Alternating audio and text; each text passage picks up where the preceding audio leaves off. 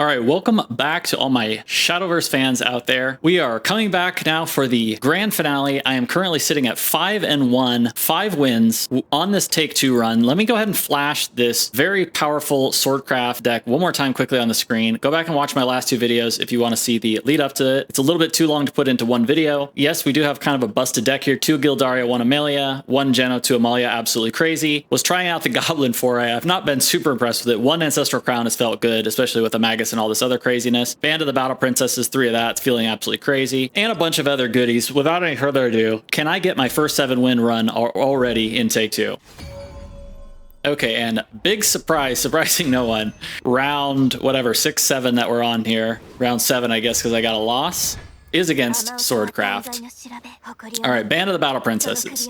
I think this card's insane. Ignominious Samurai, maybe not the best early on. Iron Crown Majesty is super good, I think. Amalia, definitely okay keeping that. I guess I'll take my chances with the Ignominious Samurai. Not sure if that's correct or not.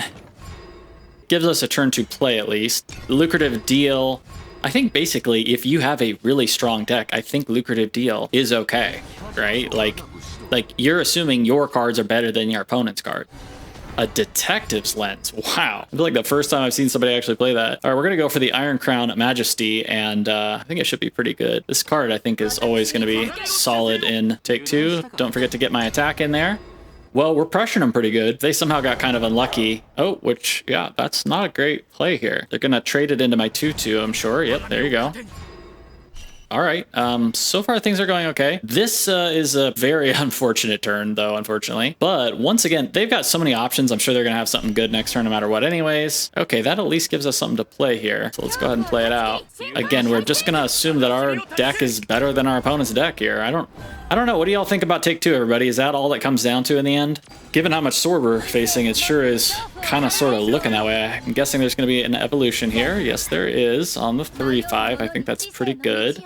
Yeah, I think that's generally going to be a pretty good evolution. We're going to take some serious damage here because, at least for this turn, I still don't... Yeah, you know what? I do have the Band of the Battle Princesses. Yeah, I guess that's right. Go ahead and play it. Won't have anything left. Yep, everybody, I'm telling you, this Band of the Battle Princesses, I think it's really good. So I think what we do is we just kill one of these 2/2s, then we can battle Princess the rest of it away. Next turn, we will have Amelia, which is very strong. We won't be able to get the super evolution off. Is there a better play? We could keep somebody around with the regular evolution. No, I don't think we need to do that. So let's just Band of the Battle Princesses and see what happens here.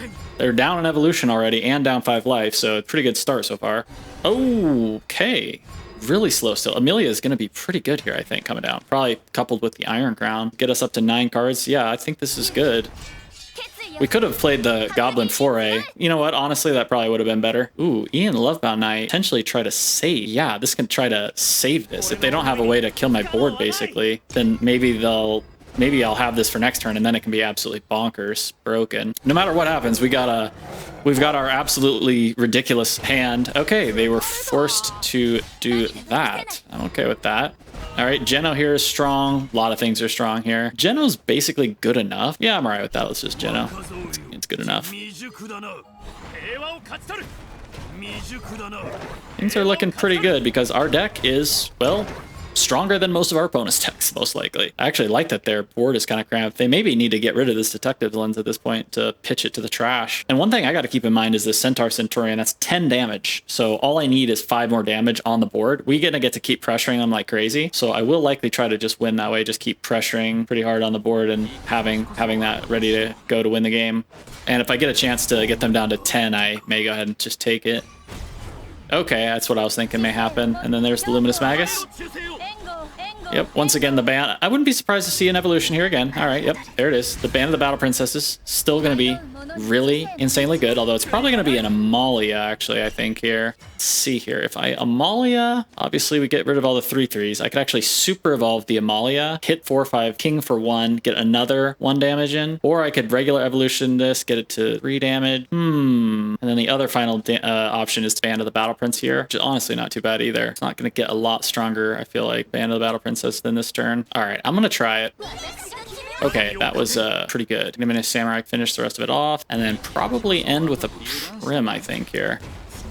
Yep, get that in play. They can't really do anything about it. I think I push. Do I push the damage here? Do I push? Man, I've got my full grip of evolutions. I decided not to. Don't know if that was right or not, but I did not to. We can just use that evolution, for example, in the Nonja. I am running out of great evolution targets, to be honest. So, I mean, I don't know. Maybe I should have done that. You know, the other thing I could have done, if I super evolved, let me think one more time. If I had super evolved this guy, that would have been 3 more. That I got him 11. Yeah, no, not really feeling that. Our deck is still totally stacked. We got 2 of the legend that I can never remember the name of. Oh my god, are we gonna lose to freaking Ravening Tentacles again? Our only loss was it double Ravening Tentacles? Wow, that's all they played. Okay, everybody, I think it's time to go ahead and Centaur Centurion our opponent. Let me think about this. If we Centaur Centurion our opponent, let me think about this. Centaur Centurion can actually super evolve Rim here. Hold on a second. It's not quite lethal, right? But it's an insane amount of damage. And we can even play the Luminous Commander. Still have that out too. Like if our opponent Albared, for example, this will be at 8, 3 damage, die. I don't think it's going to get much better than this, so go ahead and do it. The other thing would be to play the Nonja. It'll become a 4/4, so I could try to save from the Owlbear. No, I don't think so. So it's this Centaur Centurion